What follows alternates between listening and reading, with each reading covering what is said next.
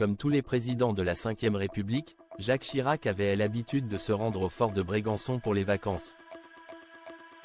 Dans ce lieu de villégiature, l'époux de Bernadette Chirac a fait aménager une pièce spécialement pour son petit-fils Martin, comme le rapportait le Dauphiné en 2015. Chaque président s'est approprié les lieux.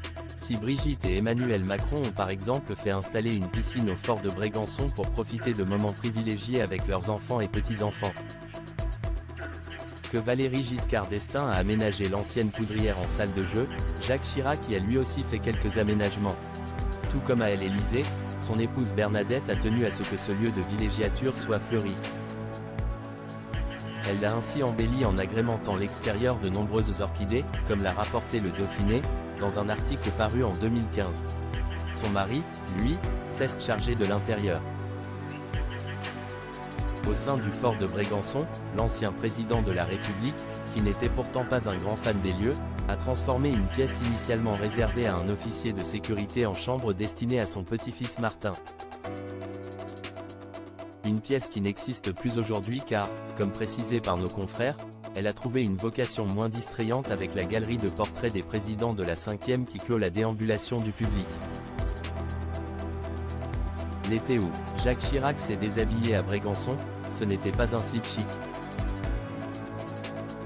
En 2001, Jacques Chirac est président de la République se rend quelques jours à chaque été au fort de Brégançon pour faire plaisir à sa femme, Bernadette qui, elle, raffole de l'endroit. Cette dernière passe des heures à redécorer la bâtisse pendant que l'ancien maire de Paris se repose et scrute l'horizon avec ses jumelles.